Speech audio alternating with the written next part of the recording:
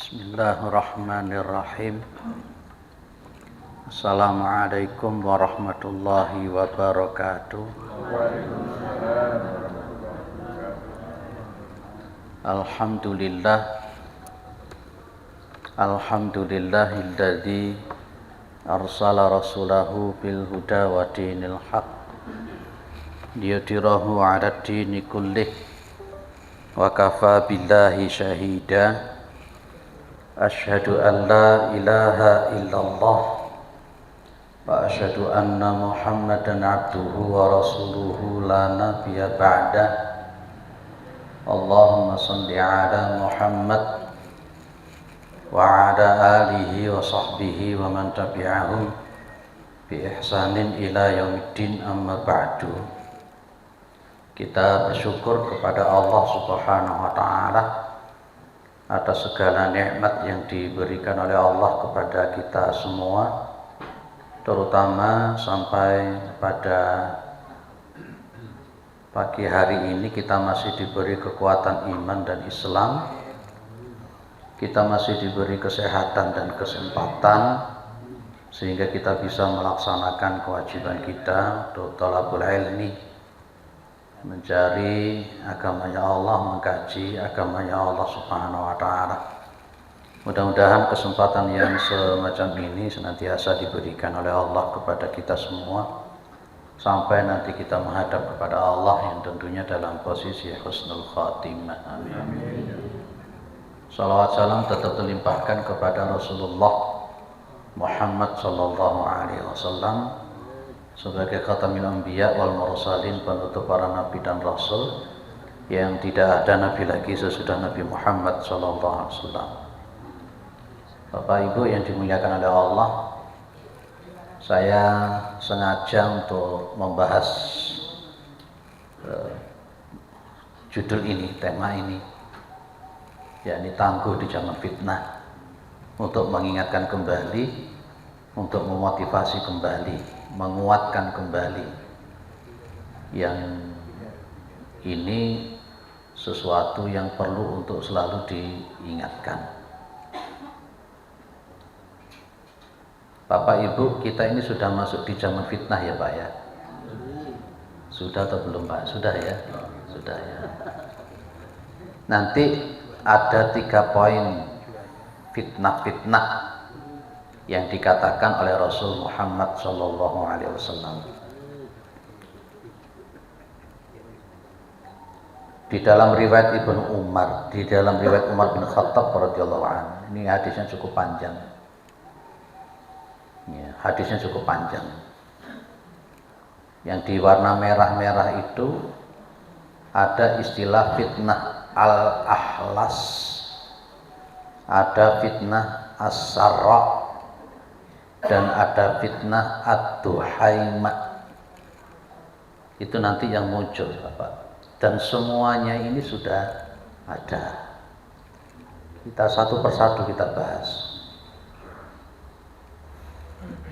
Jadi dari riwayatnya Umar bin Khattab tadi, ada 3 macam fitnah yang di akhir zaman yang menyerang kita.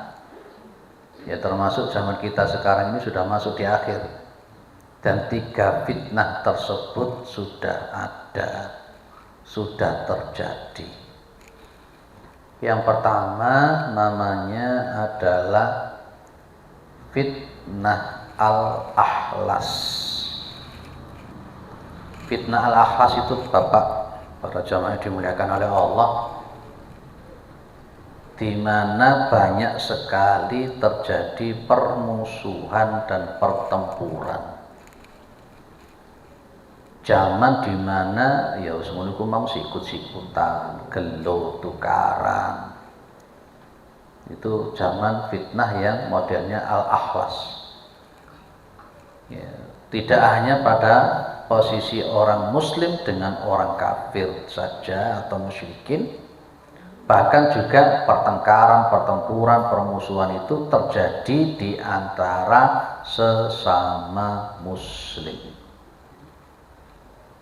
Di dalam fitnah al-akhlas ini akan semakin muncul banyak perselisihan ya, percekcokan hanya karena perbedaan pendapat dalam masalah cabang agama atau furuk antar kelompok pengajian yang memiliki pendapat yang berbeda dapat terpicu saling buruk sangka. Ini namanya fitnah al-akhlas.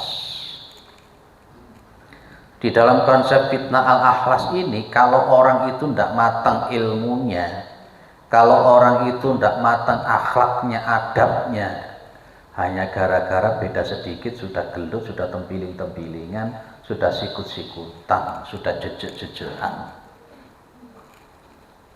Saya masih ingat ketika ada orang, ya dia pemateri sebenarnya, dia datang membawa santrinya untuk mengisi kajian. Datangnya terlambat. Begitu datang terlambat, ada yang ngimami. Ternyata yang ngimami itu tidak memakai kunut. Tidak memakai kunut. Begitu tahu yang ngimami tidak pakai kunut, dia membatalkan sholatnya. Dan dia sholat sendiri sama santri-santrinya di belakang. Ini menarik sekali. Akhirnya jadi rasan. Hanya sebatas itu. Ada lagi yang kemudian, yang pas ketika sholat, ya ternyata yang pakai sholat itu tidak membaca bismillah dengan tidak membaca dengan banter jar. Dia pulang lagi, balik, tidak jadi ikut jamaah. Bahkan yang mengerikan juga, kalau menurut saya mengerikan sebenarnya ya, ketika jamaah haji, dia tidak mau sholat subuh di Masjidil Haram gara-gara tidak ada kunutnya. Lalu ini kan terkena fitnah al-akhlas. Dari perbedaan kecil itu menjadikan pertengkaran, pertempuran, bahkan menjadi eksklusif. Tidak mau makmum di belakang selain ustadznya, loh itu kan. Tidak mau jawab salam dari yang beda kelompok, loh lah itu kan. Inilah memang nanti kemudian ada pihak-pihak ketiga yang malah justru memperkeruh suasana. Podo Islami gak rukun-rukun, podo Islami gelut ae. Ini fitnah al-akhlas. Lah, untuk dalam konsep fitnah al-akhlas ini kita butuh namanya fikih ikhtilaf. Dan majelis tarjih sudah memberikan solusinya itu Bapak. Majelis tarjih. Dan kemudian majelis tarjih mengambil salah satu pendapat yang dianggap kuat dengan tetap memakai akhlak, etika, menghargai yang lain. Fitnah al-akhlas. Sampai kadang-kadang karena bukan kelompoknya, ya, bukan kelompoknya masuk masjid harus dipel, begitu kan? Ya, tidak boleh menikah dengan satu kelompok yang lain, loh kan? Diucapin salam gak mau jawab, gak mau senyum, gak mau jabat tangan karena dianggap najis, loh kan? Ini tempatnya di fitnah al-akhlas. Sudah banyak terjadi ya Pak. Jangankan antara NU dan Muhammadiyah, sama-sama Muhammadiyah ya kadang-kadang ya gelut aja. Podo-podo Muhammadiyah. Ya hanya gara-gara duit kate bacokan bareng. Ya bener Pak, gara-gara duit direwangi kate bacokan. Termasuk di salah satu masjid sana itu menarik ya. Kalau di dalam situ ada si A, maka si B tidak akan mau masuk. Kalau di dalam situ ada si B, si A tidak mau masuk. Podo-podo Muhammadiyah itu.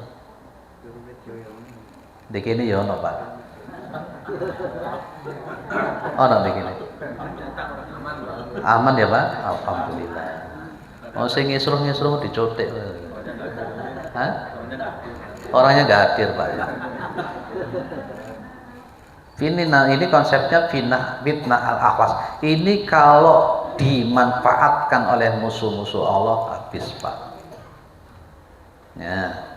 Yang kedua nanti ada namanya fitnah as-sarah. Ada fitnah as-sarah. Fitnah asyara itu fitnah kesenangan hidup yang kita sebut dengan fitnah syahwat. Ada fitnah syahwat. Namanya saja itu sarah. Sarah itu kesenangan-kesenangan.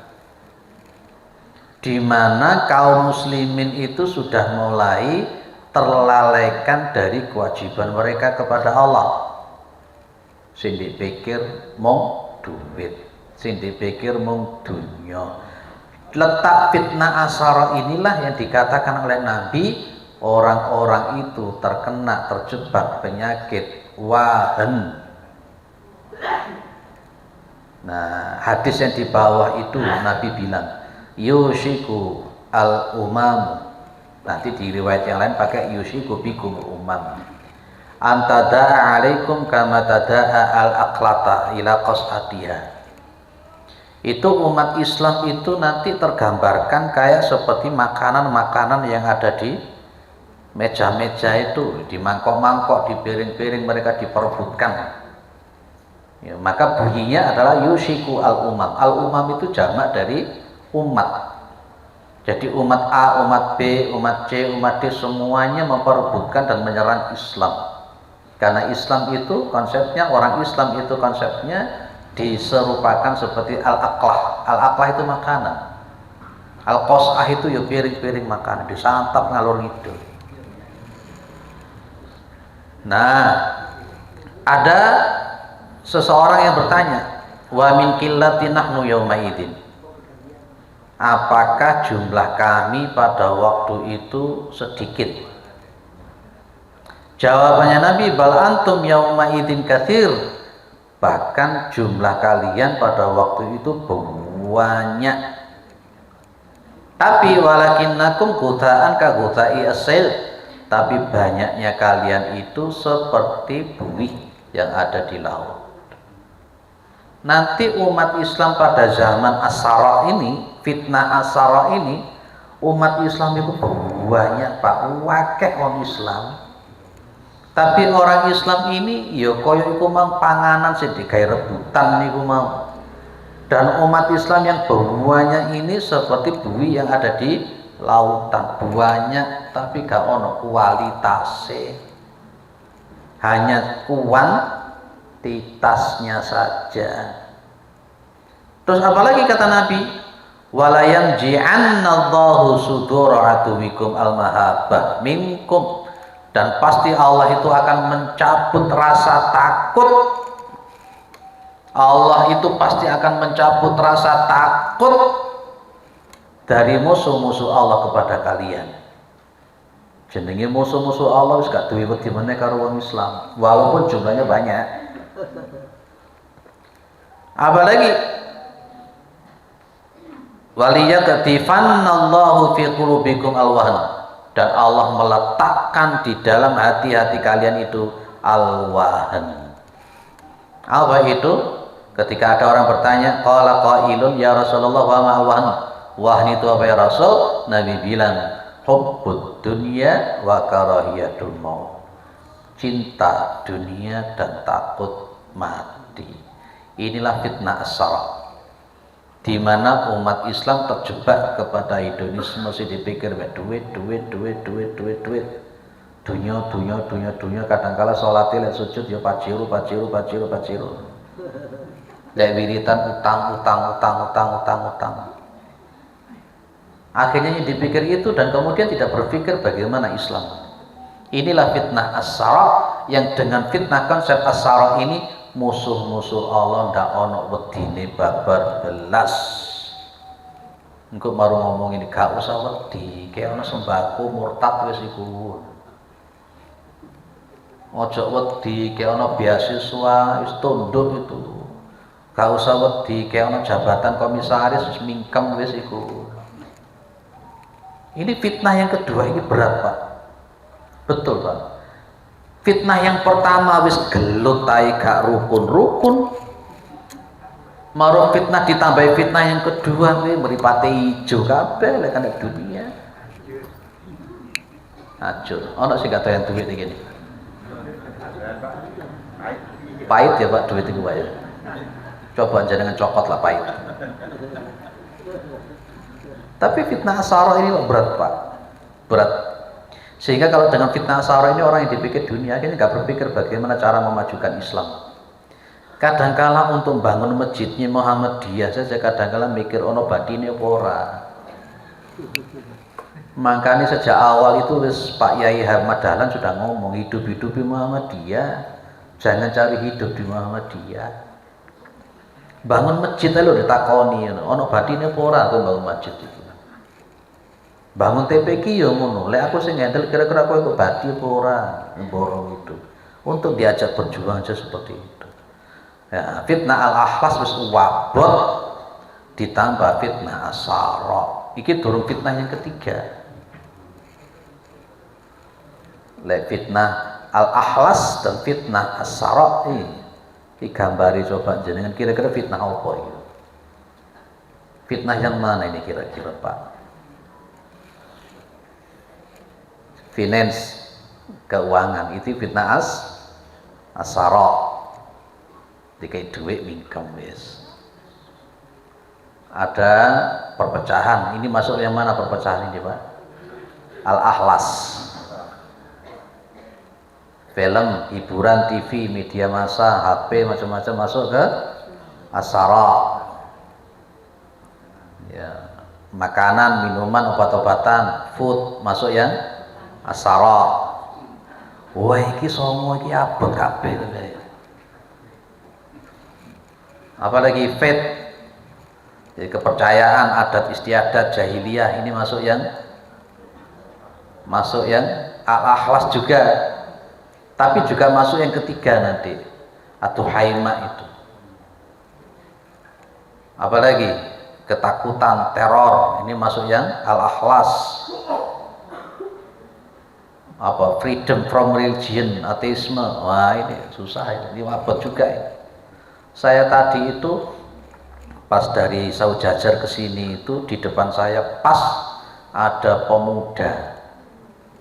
Jaketnya di belakang itu menulis pluralisme. Kita ini cuma beda jalan tapi satu tujuan. Wih, ya aku ngono. Wah, iki ketoke ngono ya apik le bagi orang awam. Kita itu cuma beda jalan tapi satu tujuan. Ini syubhat yang luar biasa. Akhirnya nanti akan mengatakan semua agama benar.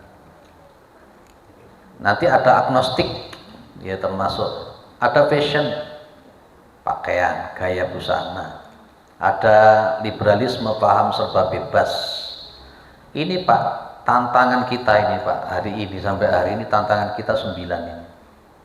Mana yang paling berat Pak? Diawali dari mana yang paling berat Pak? Ya tentunya diawali dari sisi kepercayaan, keyakinan, termasuk konsep pemikiran jahiliyah. Nanti kalau sudah muncul pemikiran jahiliyah, nanti yang lain-lain jadi ngikut. Makanya saya sepakat dengan Jalaluddin Ar-Rumi. Kalau kita belajar Tazkiyatun Nafs, jangan kenal toh Jalaluddin Ar-Rumi. Beliau mengatakan yang mengendalikan orang itu ya keyakinannya dia. Yang mengendalikan seseorang itu ya kepercayaannya dia. Bagaimana dia yakin sesuatu itu yang mengendalikan dia. Ya. Dan yang membuat orang takut itu kata Jalaluddin Ar-Rumi sebenarnya adalah pikirannya dia. Yang membatasi seseorang itu pada dasarnya ketakutannya dia. Itu Jalaluddin Ar-Rumi memberikan pesan semacam itu. Para jamaah dimuliakan oleh Allah. Ya, mana yang paling banyak ini Pak? 9 ini yang paling akeh tinggi Pak. Ya rata-rata semuanya ya Pak. Fashion umpamane, aduh kalau ndelok arek wedok-wedok saiki fashion setengah papat isuk subuh ngono aduh pakaiane cekak-cekak. Nah iya sajane pakaiane XL sing digawe S. Wayang nggih klambi sing ukurane 2 meter sing digawe mek 1 meter.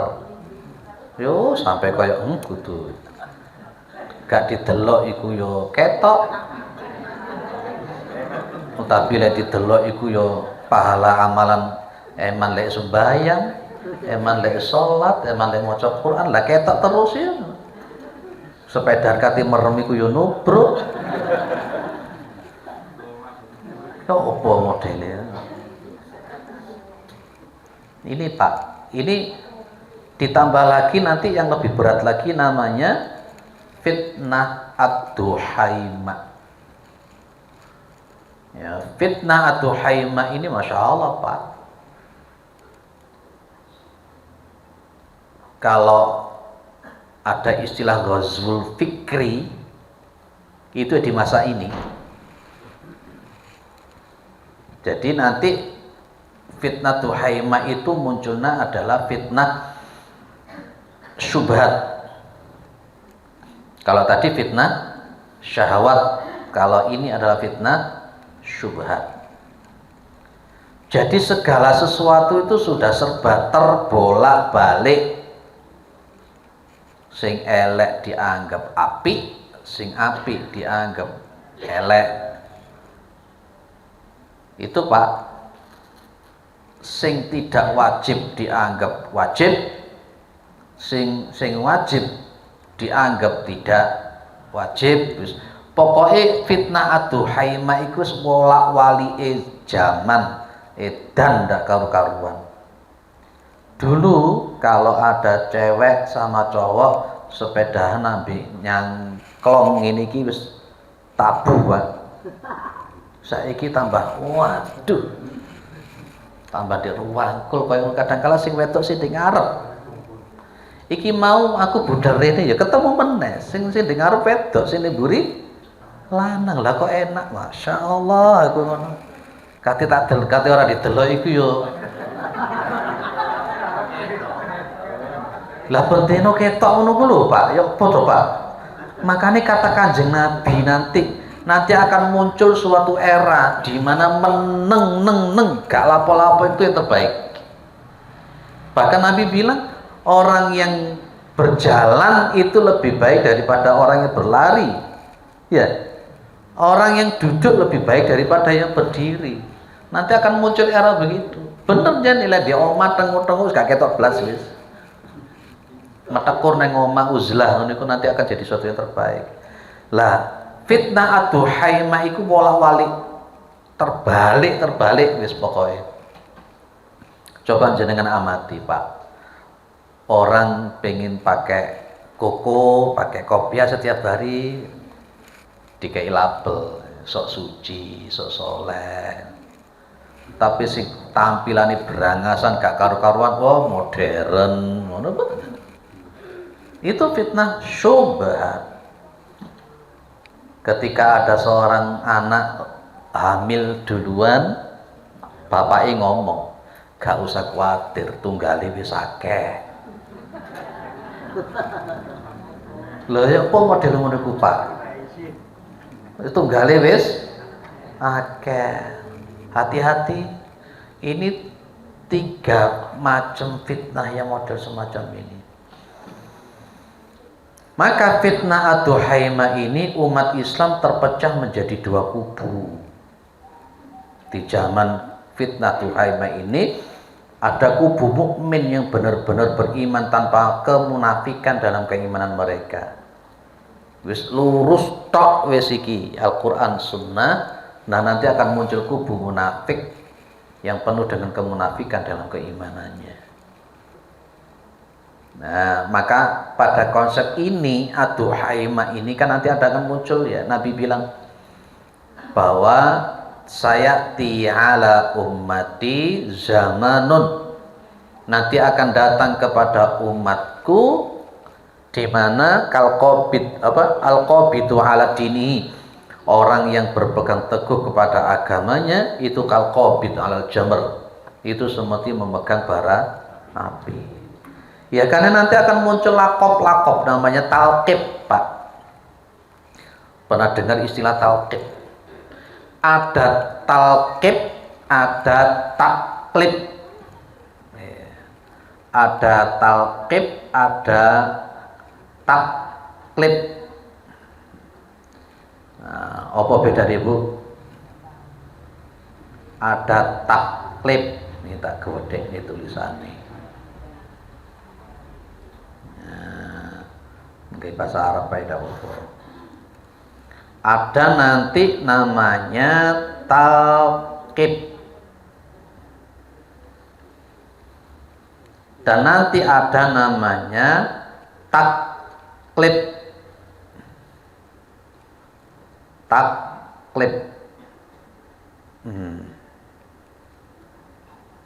Nah, apa itu Pak bedanya? Nanti di fitnah ad-duhaimah itu akan muncul begini.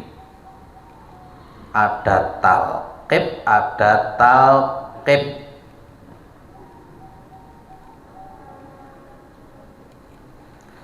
Kalau yang namanya talqib itu adalah di mana orang-orang itu diberi label-label tertentu.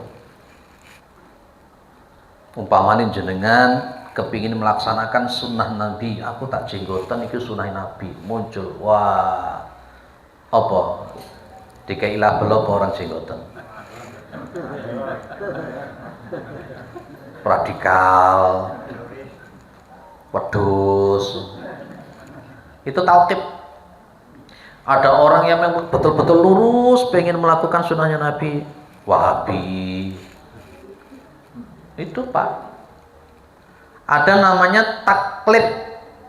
Ini di fitnah duhaimah itu begini Pak nanti. Taklib itu dibalik-balik. Terus gak usah jilbaban, yang penting sih dijilbabi kan lanatine ya, duduk siraya. Lalapo kok jilbaban tapi tingkai kayak setan, mending gak jilbaban pisan. Loh, itu namanya taklib. Ndak apa-apa lanang karo lanang padha senengi. Itu kan cuma penyakit biasa. Loh, itu bolak-balik begitu. Berbahaya di duhaimah ini, Pak. Ada talqib dan ada taklib. Sehingga ada orang kepingin menunjukkan keislamannya jadi takut, diteror. Oh, sok suci kamu wes, akhirnya kate jilbaban gak wani, kate jenggoten gak wani, kate gawe sarung gak wani, kate gawe baju koko gak wani, karena itu ditalqib itu. Itu namanya dalam posisi fitnah duhaimah. Nah, dari 3 fitnah itu ya wabot ya Pak ya. Mudah-mudahan kita ini diselamatkan oleh Allah dari 3 model fitnah ini dan bisa menyingkapi fitnah dari fitnah yang pertama, fitnah yang kedua, fitnah yang ketiga. Para jamaah yang dimuliakan oleh Allah. Lah di fitnah ad-duhaimah ini muncul yang ini, hadis ini. Kalau di fitnah asarok tadi, musuh-musuh Allah itu gak wedi. Musuh-musuh Allah sudah tidak takut sama sekali di fitnah asarok tadi. Kalau di fitnah ad-duhaimah muncul badiru bil a'mali fitanan qaqita'i al-lail al-mudlim yusbihu rajulu mu'minan wa yumsi kafiran au yumsi mu'minan wa yusbihu kafiran yabihu dinahu biharatim minad dunya. Di era fitnah ad-duhaimah ini Bapak, nanti ada orang itu yang paginya mukmin, sorenya berubah kafir. Dan ada orang yang sorenya mukmin, paginya bisa berubah kafir. Berarti lek isuk mukmin, sore kafir. Lek sorene mukmin, pagi kafir. Bahkan tidak hanya itu Pak, ya bi'u dinahu bi'aratim minad dunya, dan dia menjual agamanya untuk mendapatkan dunia. Ini di fitnah ad-duhaimah. Dan semuanya sudah terjadi. Sehingga agama itu malah koyok kelambi begitu. Kayak baju. Pagi ini mohon maaf, pagi ini agama A, engko awani agama B, engko sore ini agama C. Lho malah ngono saiki kok. Lek begitu kuliah jilbaban, karena kebetulan di model itu tidak saya sebut lah, ono sing anu. Engko metu teko kuliah jilbabe dicepot. Lho sing ngono kuwi Pak. Ya masyaallah. Nih sahabat apa enteng Pak fitnah ini Pak. Jangan sampai kita masuk pada ranah pagi mukmin sore kafir, sore mukmin pagi kafir, bahkan berani menjual agama untuk kepentingan duniawi. Nah, muncul pertanyaan sekarang, terus caranya menanggulangi, menghadapi tiga macam fitnah iki piye carane? Menyingkapi zaman fitnah iki apa carane sajane? Bapak Ibu yang dimuliakan oleh Allah Subhanahu wa taala, poin yang pertama.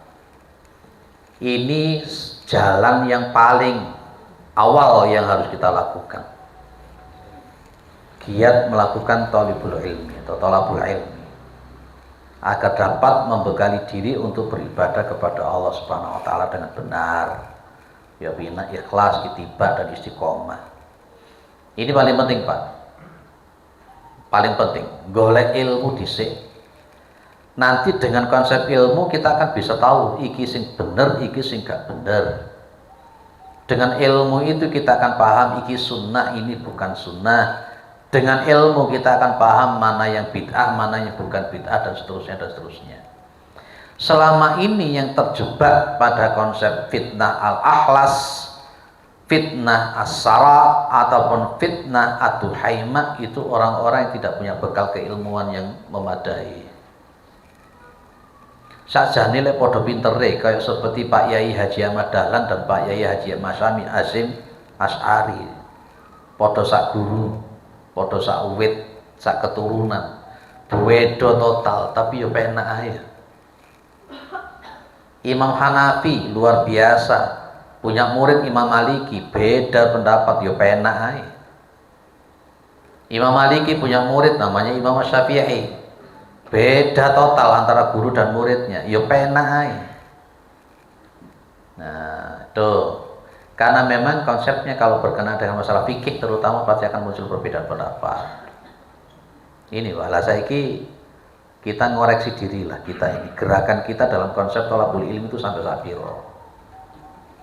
Sejak awal saya dulu selalu mengkritik. Identitas kita itu apa sih saja nih? Kalau untuk amal usaha, oke lah amal usaha. Menjadi punya aset terkaya di dunia. Tapi konsep yang disentuh oleh Pak Yai Haji Ahmad Dahlan itu harokatul dakwiyah, harokatul islamiyah, harokah amar ma'ruf nahi munkar itu di mana letaknya? Kan di mukadimah anggaran dasar itu kan ada bahwa kita ini, organisasi kita ini kan 3 gerakan. Harokah dakwiyah, yaitu harokah gerakan untuk dakwah. Yang kedua, harokah islamiyah, pada konsep gerakan Islam, termasuk dalam konsep untuk membumikan syariat-syariatnya Allah Subhanahu wa taala. Dan ketiga, harokah amar ma'ruf nahi munkar. Mana letaknya kita di sini? Ya. Di amal usaha sendiri pun juga saya sering mengkritik. Yang kadang-kala yang mengisi di amal usaha itu ya orang ngerti tentang masalah bagaimana konsep mukadimah anggaran dasarnya. NKCA ya orang ngerti. Nah, itu ya Pak. Kalau dikembalikan pada konsep organisasi. Kalau konsepnya secara umum orang sudah semakin tidak paham. Ada orang punya titel profesor, ngomong jilbaban gak wajib, yo melo, baru ngomongin profesor masuk salah,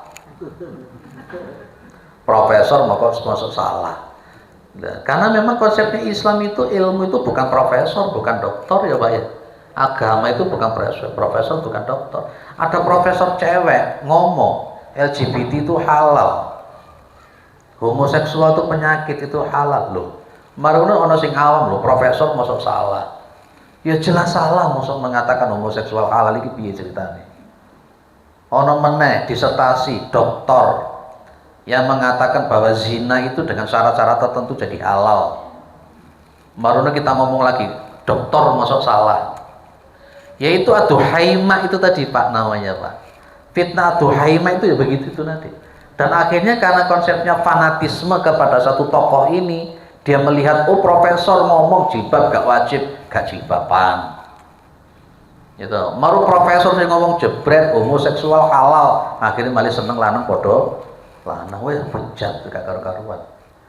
Maru sing arek nom-nom memakai disertasi doktor tadi yang zina, pokoknya seneng podo seneng singitan gak ketok-ketokan, mau berduaan jadi halal. Waduh, villa laris di Batu, Pak. Lah ini kan fatwa-fatwa yang ngawur semua kan gitu. Walaupun titelnya profesor kan, Pak. Ya saya berani ngomong begini lah, enggak apa-apa meskipun di syuting gitu. Tapi kita mendudukan perkaranya. Makanya kenapa di majelis takji itu ada tanfidnya. Ndak ono di organisasi kita mengatakan homoseksual halal itu gak ono. Lah kok marunu kita kena liberalisme melo-meloan profesor iku mang. Para jamaah dimuliakan oleh Allah. Jadi ayolah gerakan yang ditanamkan oleh Pak Kiai Haji Ahmad Dahlan namanya Harokah Islamiyah itu kita tunjukkan. Yo sergep ngaji. Terutama sing dadi mubalik. Lek dadi mubalik marunu gak gelem ngaji meneh terus apane sing disampaikan nang umat iki opo? Tapi saiki ana AI enak ya, Pak ya. Golek tema ning AI marunu diceramahno.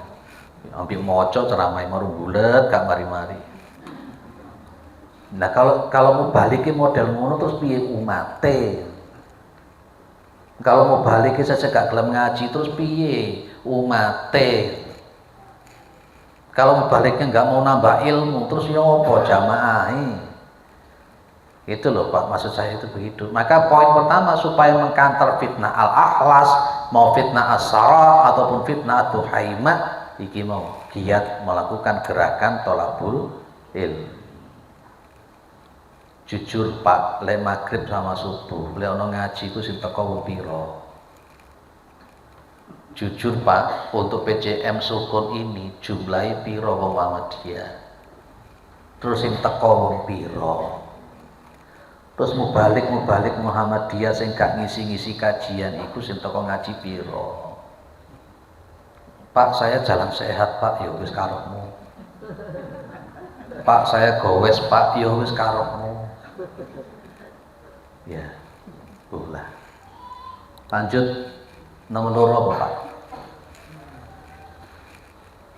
Kita yakin bahwa segala sesuatu itu memang menjadi takdirnya Allah. Fitnah yang semacam itu memang semuanya tidak lepas dari takdirnya Allah Subhanahu wa taala. Tapi yuk jangan pada konsep jabari. Ya, dalam konsep jabariyah enggak. Apakah dengan takdir A, takdir B, takdir C kemudian Allah tidak memerintahkan kita untuk ikhtiar? Ya tetap kita disuruh untuk ikhtiar. Semakin mendekati hari kiamat, jangan ditambah rusak. Makanya ono istilah zaman edan. Marung muncul meneh sing gak edan ora kumana. Berarti jenengan melok edan. Enggak ya? Enggak. Mosok melo edan. Nomor 3. Membentengi diri dari berbagai bentuk kejahatan yang mungkin muncul di akhir zaman dengan iman dan takwa. Pak, sing mlebu masjid karo sing gak mlebu masjid akeh sing gak mlebu masjid. Nun sewu jumlahnya umat Islam itu 87% di Indonesia. Berarti yang non muslim cuma 13%. Dan memang nanti akan ada bilang Nabi Muhammad SAW di akhir zaman nanti masuk konsep fitnah-fitnah yang sudah saya sebutkan itu ada beberapa hal. Di antaranya nanti bahwa wa masajiduhum amiratun wahya khurabun minal huda. Di zaman fitnah-fitnah yang kita sebut ini nanti kata Nabi bilang, nanti masjidnya orang Islam itu bagus-bagus. Masjidnya umat Islam itu nanti bagus-bagus. Wapi-api. Dan juga masjidnya umat Islam itu isinya rame. Isinya banyak orang. Tapi wahya khurabun minal huda. Ramenya atau bagusnya masjid itu jauh daripada petunjuk Allah Subhanahu wa taala. Yo, nanti akan muncul masjid-masjid diror. Apa masjid diror ini, Pak? Masjid diror itu masjid yang memang didirikan untuk memecah belah umat. Isinya hanya perpecahan-perpecahan, gelut dan sebagainya, itu diror itu. Memang benar nanti kita akan bisa melihat ke sana masjid, ke sana masjid, ke sana masjid, tapi gak ada petunjuk iblis di situ. Itu yang dikatakan Nabi, yaitu di tengah-tengah model begini ini. Terus kata Nabi ini yang berbahaya juga. Nanti ulama kata Nabi syarrun nas min tahti adinis sama. Nanti ulama-ulamanya yang muncul itu adalah sejelek-jeleknya manusia. Wa min indihim takhruju al fitnah. Justru dari ulama-ulama inilah nanti akan muncul fitnah. Sing bikin kacau, sing bikin kisruh itu malah justru dari ulamanya. Makanya Nabi bilang, Pak, sakjane ngono sing gawe rusak iku dua. Sakjane ngono sing gawe rusak iki loro. Umara fuqaha. Umara itu sapa, Pak? Pemimpin. Fuqaha itu ahli fikih atau ulama. Kalau umarok sama umarok sama fuqahanya itu ulama bagus, insya Allah dunianya bagus, Pak. Tapi kalau umarok sama fuqahanya ajur, nanti umat juga ikut ajur. Maka disebut dengan zilatul alim, terpelesetnya orang alim. Lah untuk membentengi itu iman dan takwa itu penting. Maka saya bilang di nomor 3 ini, ilmu yang perlu ditanamkan adalah ilmu tauhid. Dan boleh kita katakan kita ini darurat tauhid. Tapi lek ngaji tauhid biasanya sentuh komek titik. Karena abot. Ya. Clear ya, Pak? Lanjut. Kira-kira yang saya sampaikan tadi masuk ya, Pak, Bu? Ya, lek kene ngomong sing kono melok. Sing kene ngomong sing kono turu ya gimana ya. Lanjut. Amar ma'ruf nahi munkar. Kita harus punya peran di situ, Pak. Karena kekacauan-kekacauan dari prinsip fitnah al-ahlas ataupun fitnah as-sara atau fitnah atau haimah, di sana ada kemungkaran-kemungkaran yang seringkali dimunculkan oleh pihak-pihak tertentu di dalam rangka untuk menghancurkan umat ini. Ya kita harus berperan serta dalam amar ma'ruf nahi munkar. Loh, amar ma'ruf nahi munkar itu sudah menjadi pesan sejak awal, menjadi muqaddimah anggaran dasar, Pak. Tadi ada 3 toh? Harokah dakwiyah. Apa harokah dakwiyah tadi? Gerakan untuk berdakwah. Yang kedua tadi apa, Pak? Harokah islamiyah, gerakan Islam, mengacu pada Islam yang sebenarnya itu. Berarti tolabul ilmi, kuatkan ilmunya. Dan yang ketiga namanya harokah amar ma'ruf nahi munkar. Bukan hanya sekedar amar ma'ruf loh, Pak. Ya yang terjadi itu ngajak yang baik tapi mencegah yang mungkar gak wani. Engkau nanti jadi setan bisu. Lah kalau umpamanya begini, nun sewu.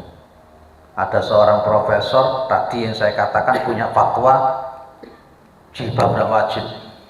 Kita ini menengahi, menerima, legowo yang menyebut itu adalah perbedaan, atau kita memahami bahwa itu salah dan kemudian kita melakukan amar ma'ruf nahi munkar. Kalau saya mengatakan mohon maaf itu salah. Karena begini, Pak, kita sepakat dulu ya. Apakah semua perbedaan pendapat itu bisa ditolerir atau tidak? Tidak semua perbedaan pendapat itu bisa diterima, Pak. Kalau semua perbedaan pendapat itu bisa ditolerir, habis, Pak. Contoh yang paling konyol. Ketika Abu Hanifah itu bertemu dengan seorang pemuda yang mencuri. Begitu mencuri, dia lihat itu Abu Hanifah. Ternyata setelah mencuri bukan untuk dimakan curian itu, tapi dibagikan ke fakir miskin. Dan kemudian akhirnya Abu Hanifah tanya, kamu curi ya kali itu? Kamu curi? Orang itu ngomong, loh saya mencuri karena Allah. Loh saya itu mencurinya karena Allah. Kalau saya mencuri dosanya satu. Tapi sekarang saya sodakoh itu, hasil curian saya sodakohkan, pahalanya 700 kali lipat. Saya masih untung 699. Pendapat sing ini bisa ditolerir apa enggak? Enggak bisa. Tidak semuanya pendapat bisa ditolerir, Pak. Korupsi 900 triliun. Maru kayak bangun masjid, kayak bangun pesantren, kayak bangun tahfidz, kayak lunga haji. Dia ngomong, loh iku tak sedekah kok itu. Apa ditolerir model ngene iki? Gak iso. Makanya pencanangan amar ma'ruf nahi mungkar tidak semuanya pendapat. Makanya di fitnah Ad-Duhaimah dan As-Sara al-Akhlas tadi ada istilah ghazwul fikri, peperangan dalam pemikiran. Kalau kita betul-betul poin yang pertama itu tidak proporsional, ya muncul tadi itu. Kita beda jalan tapi satu tujuan, yo habis, Pak. Baru ono tonggone sampean ngomong ini, loh jalan saya enggak seperti sampean. Saya itu wis bedino sholat, tapi sholatku gak nang masjid, pokoknya aku ngadep ning ngulon meneng sak jam. Iku sholatku model ngono. Lho apa jenengan terima model ngono? Ya enggak bisa. Ya, jadi tidak bisa semua pendapat itu bisa ditolerir, tidak bisa. Kalau memang mengatakan gak perlu sholat, gak perlu poso, gak perlu zakat, yang penting kebatinan, maka Majelis Ulama Indonesia sudah menyebut aliran kepercayaan, bukan Islam lagi. Itu, Pak. Kalau sudah mengatakan saya Islam, berarti yang dipakai adalah Islam, aturan Islam, bukan sak penang udele dhewe. Nah, maka di sini kita berperan dalam menyingkapi fitnah yang tadi itu, kita berperan dengan amar ma'ruf nahi munkar. Maka bunyinya wa takum minkum ummatun yad'auna ilal khair wa ya'muruna bil ma'rufi wa yanhauna 'anil munkar. Nah, ini yang penting juga nomor 5, Pak. Ada kader, mendidik generasi penerus. Di kita kan ada majelis kader ya, Pak. Ya, majelis kadernya sampai di mana? Sampai berapa kader yang sudah didapat? Yaitu salah satu penyingkapannya di majelis kader. Tidak hanya sekedar majelis ekonomi, tapi majelis kader juga ada. Mendidik generasi penerus dengan pembentengan akidah dan keislaman yang benar. Justru yang terjadi anak-anak muda bukan belajar akidah yang benar, bukan belajar Islam yang benar, malah belajar sing aneh. Andai kata saya itu gini, Pak, andai kata setiap orang Islam itu duwe anak 5, arek 5 itu dididik tenanan iso apal Quran kabeh. Waduh, Masya Allah. Lihat 87% kader kita ya Pak. Kuat, Pak. Ya. Tapi sing repot wis anake akeh, gak kedidik belas, bapak iya ora salat pisan. Mari ngono, kalau katakanlah 10 orang Islam, bapak bejat kabeh, ibu bejat kabeh, anak 5 bejat kabeh. Berarti ono 50 sing bejat. Lele mana 100 sing bejat, 5 ping 100, 5.000 sing bejat. Lho lek ngono. Maru milih pimpinan sing nyoblos wong bejat. Akhirnya sing dipilih ya wong sepakat ora. Tapi lek iku mau wong bapake wapi, ibuke api, anake 5 wapi. Insya Allah dengan izin Allah mudah-mudahan. Kalau 100 kepala rumah tangga 5.000 bisa. 5.000 wong api-api wong apal-apal Quran. Begitu ana coblosan wong 5.000 iki mang mikire jernih jelas sing dicoblos sapa. Dadine pemimpinnya ya insyaallah sing dipilih api. Makanya memang bener pemimpin dolim sing elek itu gara-gara rakyat sing elek. Ngono ae. Makanya aja ngelong-ngelong pemerintah. Soalnya sing nilai pemerintah elek ya itu soalnya rakyat ya elek ngono lho Pak. Ngelono pemerintah gak mari-mari lho. Lah biyen sampeyan nyopo lek milih. Dadi pemimpin iku repot ya. Ya Ustaz ya. Jadi pemimpin itu repot ya Pak ya. Repot jadi pemimpin itu. Tapi kita doakan ya pemimpin-pemimpin kita ini ya. Ya, mudah-mudahan negara kita menjadi negara yang baldatun thayyibatun wa rabbun ghafur. Nah, bekerja sama dengan aktivis perubahan menuju keadaan yang lebih baik. Penting juga ini. Insyaallah PJM kita ini sudah ada aktivitas untuk perubahan-perubahan yang lebih baik. Ini saya kira 7 ini Pak sikap yang harus kita lakukan di dalam menyikapi fitnah yang demikian luar biasa. Panjenengan sudah mengambil yang mana yang sudah dilakukan. Kalau saya sudah berupaya untuk yang nomor 1, berupaya untuk yang nomor 2, berupaya untuk yang nomor 3, berupaya nomor 4, berupaya nomor 5. Anakku tak pondokno kabeh kok. Ya, di antara yang saya pengen itu anak saya paham ya tak lebono pondok ya.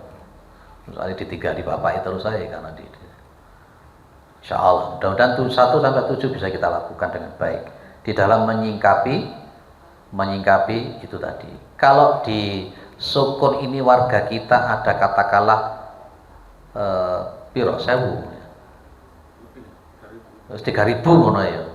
Masya Allah nanti kemudian anak-anak jenengan yang 3.000 ini tadi anaknya rata-rata 5 kabeh wapi-api kabeh di Sukun akan muncul piro bisa Pak. Luar biasa. Itulah kekuatan umat nanti insyaallah. Baik, ada yang didiskusikan monggo. Nggih.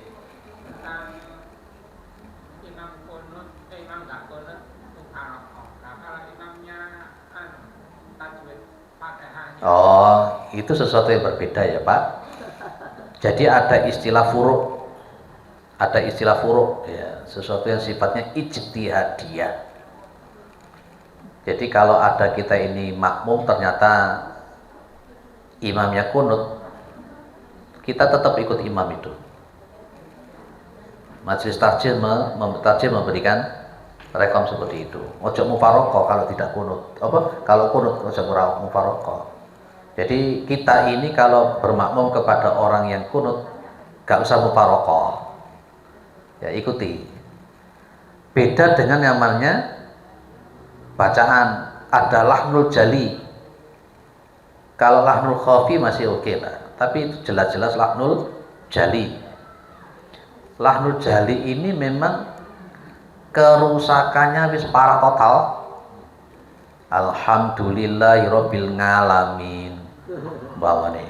Alam taro kaifa fa'ala rabbuk. Alam taro kaifa fa'ala rabbuka bi ashabil fil. Alam yaj'al kaidahum fi tadlil. Itu lahnul jali sudah. Jadi kalau lahnul jali otomatis sudah mengubah arti. Kalau Ar-Rahmanir Rahim 2 ketukan matobi dibaca Ar-Rahmanir Rahim, itu lahnul jali. Kalau yang semacam ini boleh kita mufaroqah Pak. Ya, karena itu konsepnya itu. Makanya untuk memilih jadi imam itu ya kudu sing tepat. Beda di situ Pak, beda. Nggih. Ada yang lain nambah? Nggih. Kemarin itu waktu Jumat, hari Jumat itu saya khutbah di masjid. Kemudian waktu itu membahas masalah fitnah HP. Apa? Membahas masalah fitnah HP. Oh iya. Pulang dengan pakai itu, pulang saya bersama dengan teman-teman Dia mengatakan begini, memang dalam dulu, kalau sekarang nggak bisa disalahkan. Mungkin dulu itu Nabi itu kalau ada apa yang ikut, itu gimana caranya? Oh, Masya Allah. Ini namanya syubhat, Pak. Ini namanya syubhat. Tadi sudah kita sebut di nomor 2 bahwa namanya kejadian di akhir zaman, perubahan-perubahan itu tidak lepas dari takdir. Dulu tidak ada HP, sekarang ada HP. Itu sudah tidak terlepas dari takdir. Dan kita tidak perlu untuk menyalahkan takdir. Ya, kita terima takdir itu, tapi yang pokok, yang terpenting kita bisa menyingkapi takdir. HP itu kita terima sebagai sebuah takdir. Dan kita tidak bisa lepas daripada yang namanya HP. Tapi yo, sing paling pokok bisa menyingkapi HP. Maka memang benar, termasuk yang HP itu bisa jadi ladang amal, HP itu bisa menjadi ladang dosa. Bahkan termasuk HP itu bisa jadi setan. Nah, jadi saya dalam satu ini di tengah-tengah. HP itu juga penting untuk kita berdakwah, Pak. Jadi dengan punya YouTube, kita di YouTube itu untuk menge-share kajian-kajian yang baik, nge-share murotal-murotal Al-Quran, itu berfungsi bagus. Digunakan hal yang positif untuk murojaah dan sebagainya. Jadi kalau untuk masalah itu adalah bergantung kepada sikap orang itu. Ya, bukan mengharamkan HP, enggak. Itu masalah muamalah, Pak. HP itu muamalah, bukan bid'ah itu. Oke. Kalau nanti dibid'ahkan jenengan numpak sepeda motor ya bid'ah, malian tidak dikategorikan bid'ah. Bid'ah tidak masuk kategori itu, ya. Oke. Jadi HP itu ya memang harus ngono kuwi. Kita tidak bisa menolak, memang ya ngono kuwi. Tapi yang perlu kita garis bawah bagaimana sikap dan berhati-hati, kewaspadaan berkenaan dengan masalah HP. Oke, ya saya sepakat bahwa HP banyak mudaratnya, tapi juga HP itu juga ada manfaatnya, kebaikannya. Gitu aja jawaban saya. Ada yang anti HP di sini? Kadang kala nang jeding nggo HP. Iya. Golek WC duduk, ambil PAB, ambil dolanan HP. Ya Allah, kok nemen-men. Begitu ngelilir tangi turu, bukannya berdoa tapi sing digerayai HP. Kok koyo lebih cinta HP ini karo bojone. Padahal pengajian barang ngono ku ya sik bingung nyekeli HP, empu sing didelok opo. Saya sempat pernah muring-muring saya itu pas kita ngisi kajian di situ ada ibu-ibu Aisyah. Memang saya ngaji wong ibu-ibu Aisyah. Aku lungguh ngene iki, Pak. Metenteng wis miki mati. Ceramah. Maru di tisorku iku dadano wong ndeloki anune video shop ngono lho. Lah kene ngotot-ngotot aku ndelok lho. Lah kok wong iki ndeloki video-video ngono mandek, Pak. Aku langsung ceramahi. Langsung saya pamit, langsung pulang saya. Tersinggung saya itu. Untung jenengan gak ketok ndelok ngono kuwi. Lah sing kene ngotot ilmu Al-Qur'an, ilmu sunnah, lah kok nyekro apa iku jenenge video shop ya? Ya ndelok wong joget, ndelok wong apa lah iki ana pengajian pasti delok kok video shop ngono. Itulah makanya setan itu. Berupa HP. Tapi bukan berarti jenengan tidak boleh memegang HP. Tuh. Nah, kalau seperti Pak Ustadz Rahmat kalau nggak gawa HP bingung sih ngubungi. Ya. Ya. Oke, mudah-mudahan bermanfaat. Mudah-mudahan kita husnul khotimah ya. Mudah-mudahan kita selalu diselamatkan dari 3 macam fitnah tadi, Pak. Fitnah apa tadi, Pak? Bu, fitnah al-akhlas, fitnah as-sara, dan yang ketiga fitnah ad-duhaimah.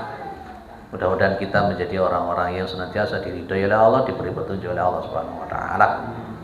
Dan kita selalu mendoakan negara kita ini menjadi negara yang baldatun thayyibatun wa rabbun ghafur, kimah ripah lo jinawi tata tentrem kerto raharjo.